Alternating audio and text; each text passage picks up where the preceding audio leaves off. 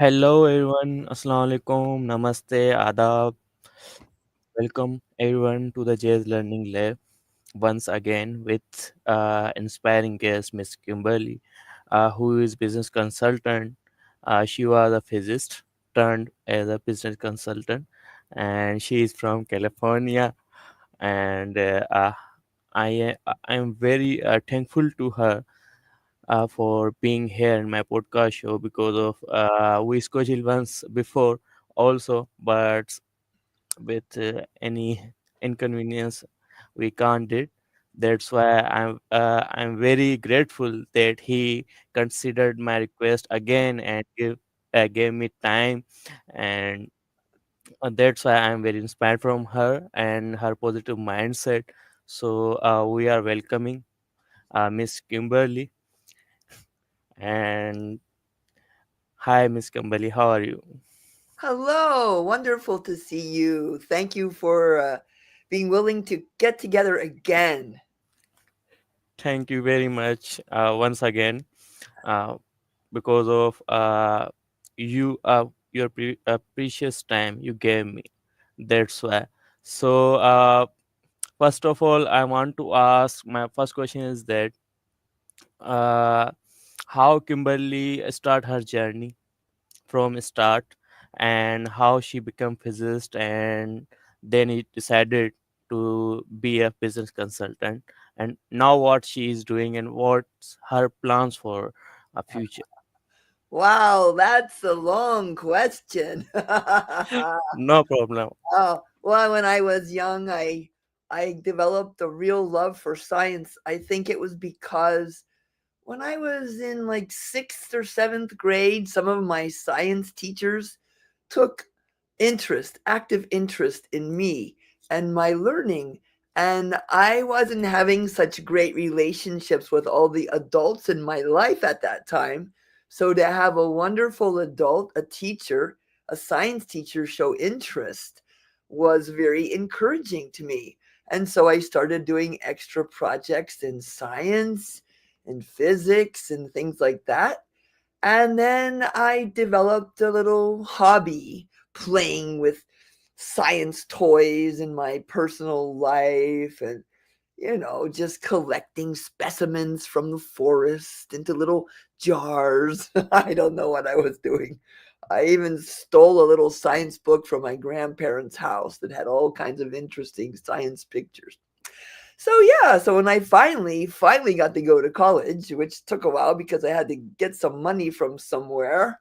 So but I was wanted to study science, and I thought I was bad at math because when I was in high school, I did really bad in my trigonometry class. But I talked to one of my counselors in college, and they said you should study science. So I started taking math, and I was great at it. I got 100% on some exams. I got A's. And so I just kept studying math and science, and I changed my major to bachelor's in physics and chemistry because of the encouragement of this one mentor. I was working part time at Monsanto, and he said I should be a scientist because I was really good at it. So I switched from some general, easy, boring studies to physics and chemistry. Then this other wonderful professor, he told me, you should apply for this scholarship for graduate school. And I'm like, graduate school, me? So, because I was only one of two people graduating with a bachelor's in physics from my undergraduate, and I was the only woman. And so I got this scholarship to graduate school in another city, another university. And for the next 3 years, I studied physics there. It was so cool. It was really hard, though, really, really hard because, again, the math. There's so much emphasis on the math. So, what I loved was the science, not the math. So, I got out of graduate school with only a master's, and I started working in engineering with science and chemistry at HP's analytical product division. And I was like repairing mass spectrometers, gas chromatographs, liquid chromatographs, automatic samplers for chemistry labs, all kinds of UV vis spectrophotometers, really cool science. physics, chemistry, electronics, liquids, gases, high vacuum, high pressure. It was really amazing. High voltage. And then I went to work in the factory, manufacturing, and then quality engineering. And my favorite was explosion testing. I was explosion testing mass spectrometers on purpose, blow them up and see, make sure nobody would be hurt if they exploded. And keep them from exploding. And then, working in startups. And it was just a great adventure. Then I finally decided I need to learn how to work with humans. And that has been the journey the last 20 years. So working with human is a very difficult. So can you give me three suggestions for this? For working with human is also people management. So how can we do this?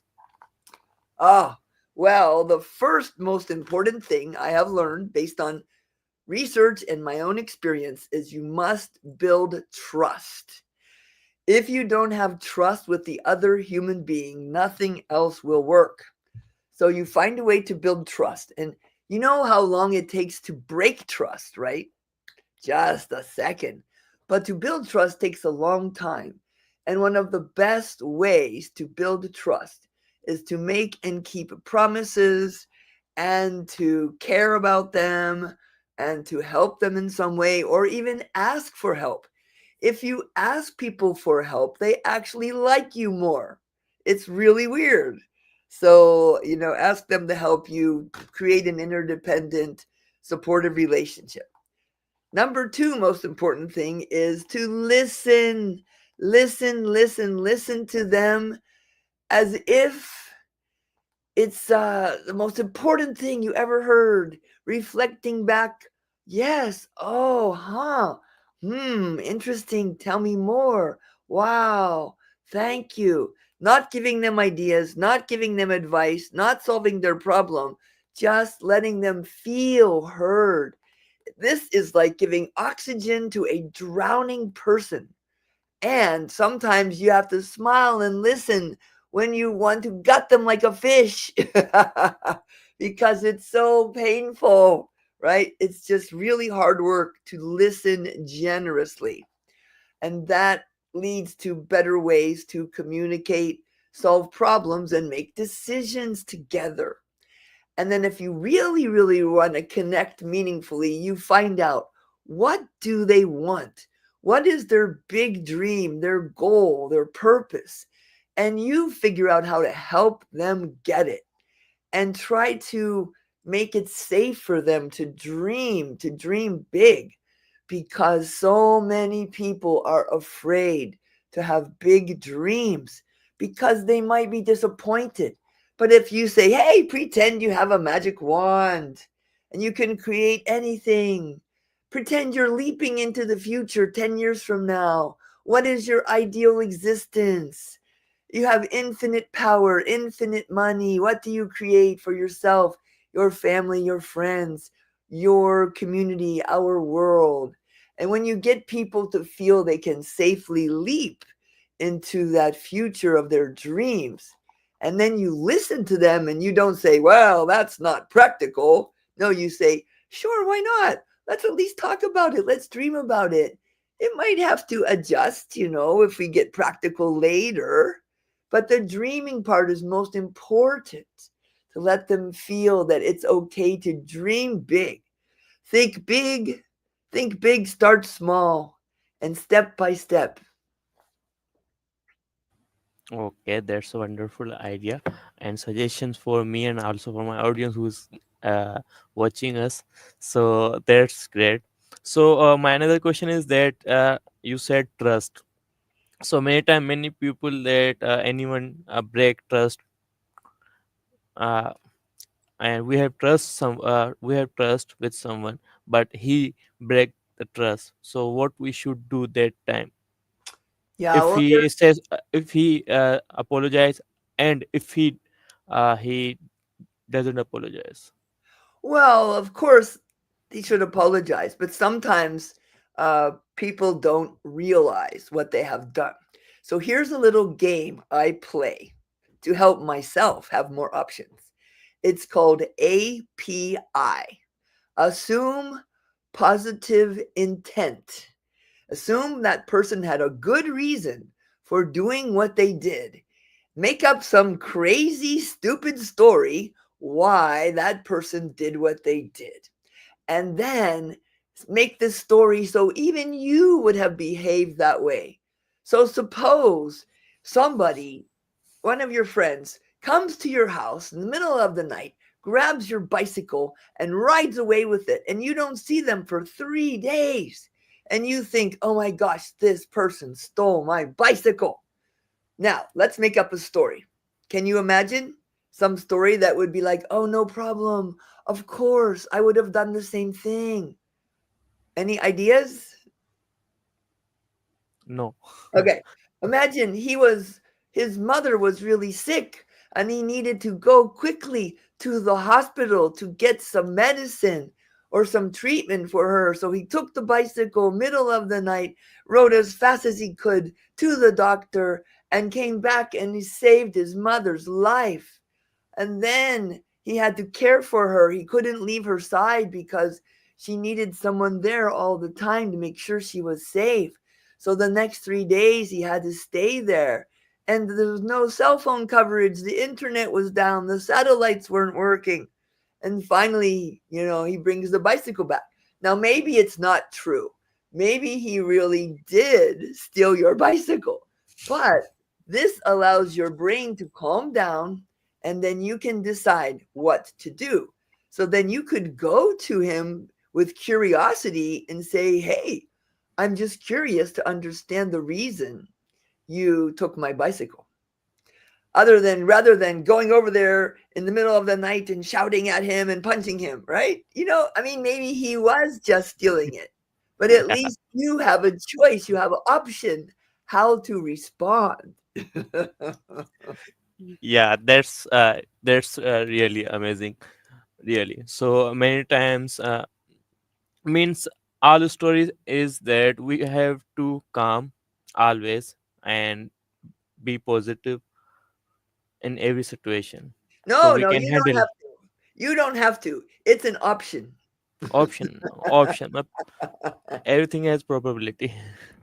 Well, so there's another thing called game theory, and there's the prisoner's dilemma. I don't know if you heard about it, but they figured out what is the optimum way for human beings to interact in repeated situations. And over the years, they found this formula is a good guideline, and I have been using it for my whole life since I learned about it. First is always cooperate on initial interaction. Sure, I meet someone, sure, I trust you, I'll treat you good. I don't know you that well, but I will treat you in a positive way and I will be positive and cooperative. And now, if somebody treats me badly, first I do assume positive intent, and then I figure out what's really happening and I put some consequences like, hey, you pushed me. I'm going to push back a little.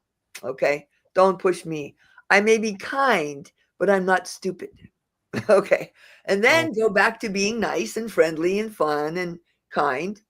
And then if the person always push, then you say, okay, sorry, we should go and live in different parts of planet Earth. And like, don't try to interact with them.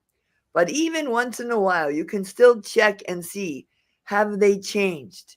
Is there any difference? Have they transformed themselves? So always cooperate on first interaction. If someone abuses you or harms you in some way, set some boundaries and push back. Let them know you're not a wimp. Go back to normal relations after that and see if you can establish good relation. If not, boom, bye bye. Have a nice life somewhere else. But if there's a chance to check in and say, are you, is there any chance we can reconnect? Once in a while, do that. So that's called tit for tat 2. That's an approach that was made famous by these game theory simulations to see which approach was the most effective in repeated interactions similar to those in society in social and work situations. Okay. So, what is Silicon Valley Alliances and why it is established by you? Oh, well, I was working with so many wonderful colleagues. I was traveling to Japan every month and all over the world for Japanese companies. I was working through this agency in Tokyo called ALC. And I met all these wonderful people there. And I was working with all these wonderful people from Silicon Valley as we traveled around the world because I recruited them. And eventually my agent disappeared and went a different direction. So I said, why don't we create our own organization? So we said, yeah, let's name it Silicon Valley Alliances. Yay. We put up a website, we put all of our faces on it, and we started calling ourselves Silicon Valley Alliances. What it is a group of colleagues who respect and like each other, like working together, have worked together in positive ways, sometimes for 20 years. And we go out and work with our clients with that name. Now, each of us has our own businesses. Silicon Valley Alliances is the umbrella website over all of our businesses. And it has been such a wonderful adventure. I've been working just last month in Japan with Steph Parent, a delightful Canadian guy who's been living in Japan for a long time, and he's so talented. And this past month, I worked with Adnan Iftikhar, a Pakistani guy who's in Yeah. Silicon Valley, and he co facilitated a workshop with me. It was so fun. It was amazing. So we're all on the website, even though we have our own business, and we are one global team. Okay. What work the team do? We facilitate highly interactive, engaging, experiential workshop learning labs where we get people motivated and engaged to play games, do exercises, interact with each other, to listen to each other, to play and support each other, to learn from these exercises, games, and activities, and to talk with each other really meaningfully. So it's not lecture, it's not classroom style. It's based on adult learning theory that was developed by somebody a long time ago called Knowles, Knowles, adult learning theory. And it is about a learning laboratory where you can experiment, you can take necessary risks, you can make mistakes and learn from those mistakes. You can prototype. It doesn't have to be perfect, and you can fail and then learn and fail forward. Keep going, keep growing. It's very exciting. I mean, it's really wild. I'll just give you a small example of what you might see in one of our workshops. People are playing with toys. People are interacting very loud, making lots of noise, throwing koosh ball to each other, playing with a rubber chicken. Because, I mean, lecture doesn't teach Yeah. people. People don't change. You guys don't do lecture at Rihan School, right?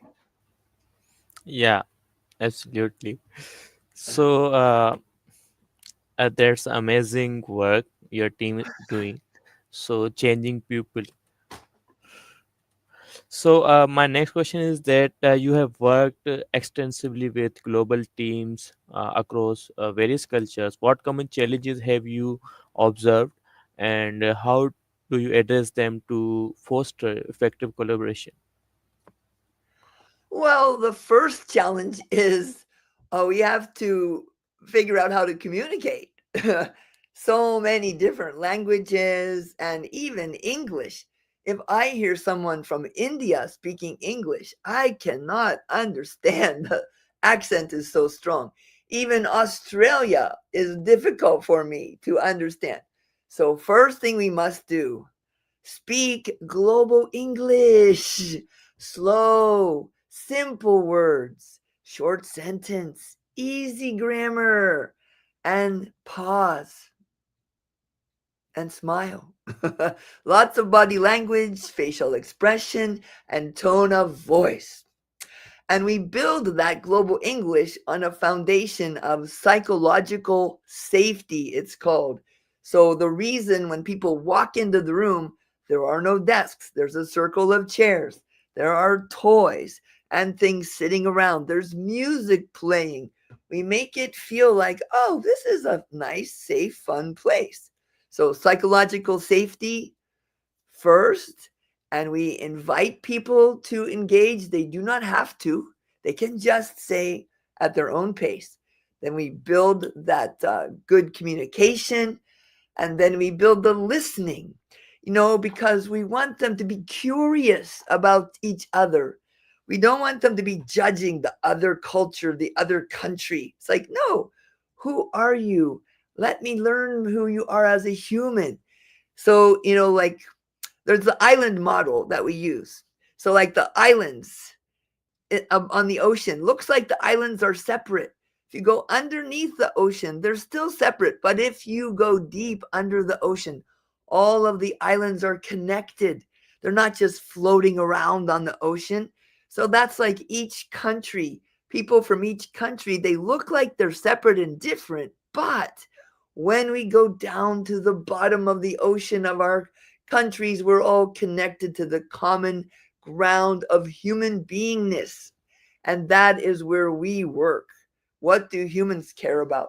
So if we can establish that, a common a common bond among human beings with psychologically safe environment and with communication in global English, and also with translation tools. We use translation tools a lot. Pretty soon, just wear it in your ear. It's coming and you can just hear any language. I think it's now Yeah, possible. yeah, it's soon possible, I think. Yeah, it's already for sale on the internet. I saw last week. Yeah, it's soon. Okay, you have huge knowledge. I think I have to do one more podcast with you, so learn more and more from you. So, Miss Kimberly, you have wrote the book Escapee Project Management, and what inspired you to write this book, and how do you define this book, and how can we get benefit from this book? And Scrappy project management, yes. The 12 predictable and avoidable pitfalls every project faces. Yeah, well, I was working in many projects for many years, and I noticed at the end of every project when they have the lessons learned, what did we do wrong and what should we do better next time, they were always pretty much the same. So I said, why are we failing for the same reasons all the time? Why don't we stop failing for those reasons? Why don't we avoid those problems? So I wrote this book and said, here's the common causes of failure. Please don't fail for these reasons. Please fail for new and more exciting reasons. In advance, you can make your plans to avoid these problems. And it was published in Japanese.